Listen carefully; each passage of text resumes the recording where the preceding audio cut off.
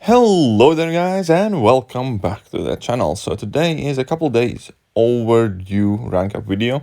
Now I actually did take up Guardian as a queue started, but I didn't quite have a chance to upload a video about it. This isn't going to be a full guide breakdown video or anything of the sorts. We're going to go through the rank up process and then I'm going to take him up against Realm of Legends Winter Soldier, Red Hulk, and a couple of things that I do like about him, but again, this will not be like a full-on guide or champion review. However, speaking specifically about Guardian, I don't really like to rank up 5-star champions anymore, partially due to the 6 stars being more and more dominant, and also largely due to the shortage of tier 2 alpha and the abundance of tier 5 basics, to a point where it's actually a legitimate scare now that tier 5 basics will simply have no other choice to expire due to how little tier 2 alpha we can get compared to the tier 5 basics if you're playing in higher tier alliances. So the game economy definitely is currently quite wonky. And 5 stars simply require more tier 2 alpha per tier 5 basic, and therefore they are not a wise idea to invest in tier 2 alphas in. However, in this case, I was helped out by 4-5 rank up gem, so that came in handy. And here I am taking him all the way up to 200. I was maxed out on tech 5-star signature stones, and I do have plethora of generic 5-star signature stones as well. That means he's pretty much immediately going up to Sig 200, which also leads to another point why I think currently still Guardian could potentially serve you much better as a 5-star rank up than a 6-star one, because he absolutely 100% definitely insanely benefits from super high Sig level, ideally Sig 200, to unlock a large portion of his utility. And it's just so much easier to Sig 200 5 stars these days. Right, the key synergy that's actually quite new and that I absolutely love for Guardian, I think is by far the most important synergy, is the White Magneto one, because it reduces the time he takes to generate his charges, and that just makes him so much better and increases his damage output significantly. So in this fight, we're going to be able to see just how quickly he's able to ramp up his damage. Now, we all know that Guardian can do some insanely huge level 2s. However, is not quite the quickest killer. Right, but in this fight isn't going to take much time at all, if I may add. So I have gotten to level 3 here, which I'm going to drop in immediately. Now, I did have a small hiccup with parrying the bullets of the first special attack. That's why I lost my combo there. We're going to see the total combo at end of the fight. But still, so I'm going to use only one level 3 thus far. We can see that Winter Soldier is at like 86% health. I have 11 of these force field charges. And I'm just going to go straight up to my level 2, and we're going to see how much of Winter Soldier will be left over. And another quick note I want to point out after the level 2 is going to be, he's actually very, very suicide friendly for general questing. Not for Everest content, but for general questing. And here you can see that after one level 3, the level 2 did a lot of damage. In fact, Winter Soldier is only at like 10% health after that one. And I'm sure if I played it somehow a bit better perhaps, or a bit slower, I would have managed to actually finish the fight off, or maybe if my mastery setup was a bit more offensive, because I have fairly conservative suicide mastery setup. But yeah, so last like 20 hits were just to deal the last 10% of Winter Soldier's health. Realistically, about 50 hits in, that Winter Soldier was down to like 10%. And that is a very good damage output. That is definitely not bad at all. Now here in Labyrinth of Legends, I'm going to take a slightly different approach. I will first keep building up to level 3s a bit more frequently. So it will take some time to ramp it up. But afterwards, due to how quickly he generates the charge with White Magneto's energy, I'll basically just be cycling from level 1 to level 2 and trying to take advantage of that increased force field charge generation speed. Overall, I definitely think he's a champion that doesn't rely on synergies at all. But, however, White Magneto's synergy does increase his damage output quite significantly.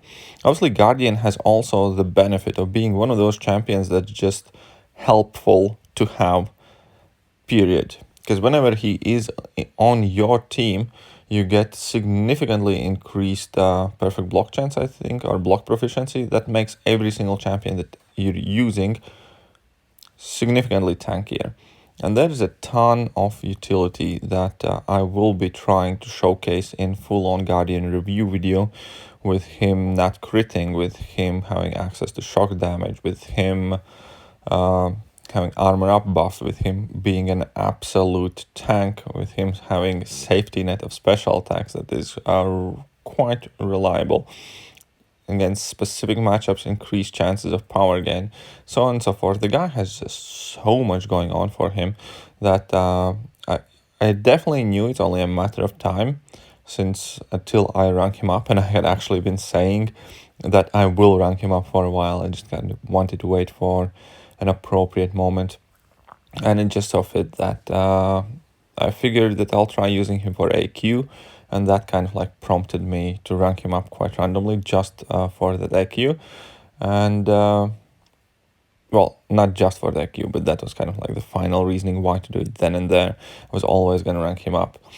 A little part of me was still kind of hoping for the 6-star Guardian, because I do have a bunch of 6-star signature stones as well, but I haven't been lucky to pull him. So hopefully at some point in future, he's definitely one of those champions that I do look forward to obtaining as a 6-star as well, and eventually taking up to max level and enjoying just all the beautiful benefits. But yeah, another thing that I think has been misconceptualized about Guardian is the fact that he's suicide unfriendly due to how he needs to spam his special attacks, and that's actually quite false, because any shorter amount of fight, you just need to drop that level 1, which is 1 recoil, and then level 2 typically finishes the job. However, you offset the recoil damage with his bleed resistance and healing up a marginal amount at the beginning of every fight.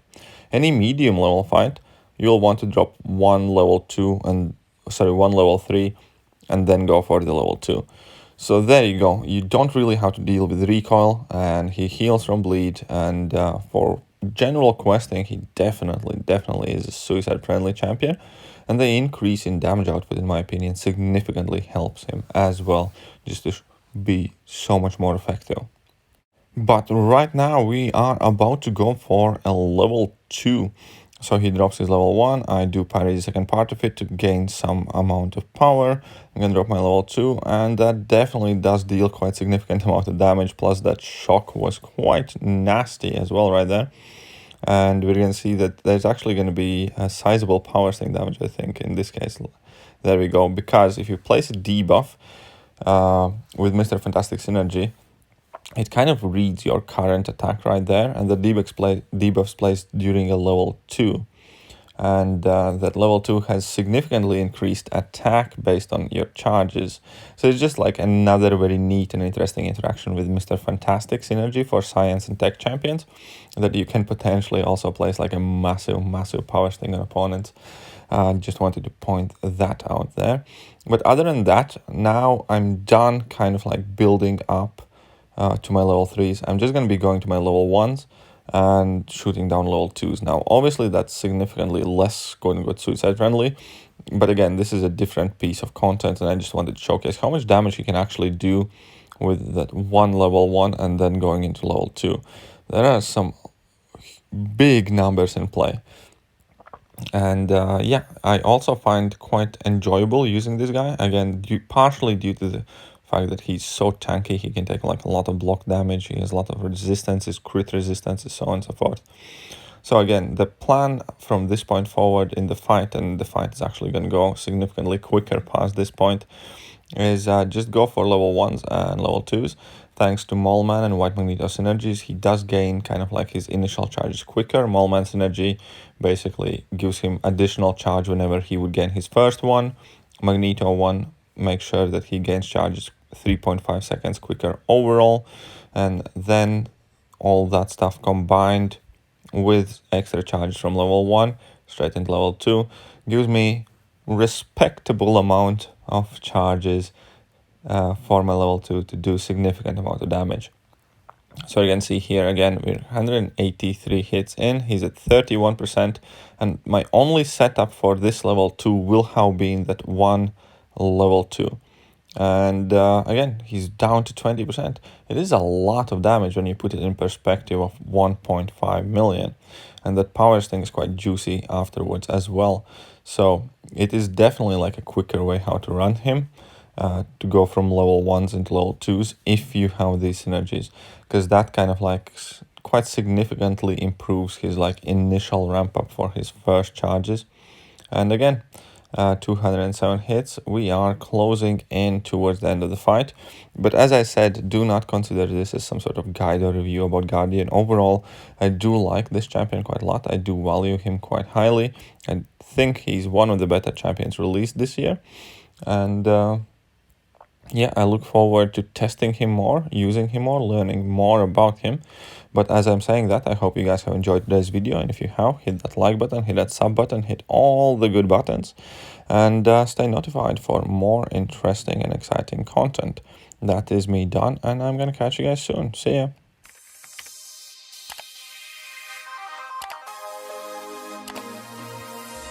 Hello there guys, and welcome back to the channel. So we have all the information about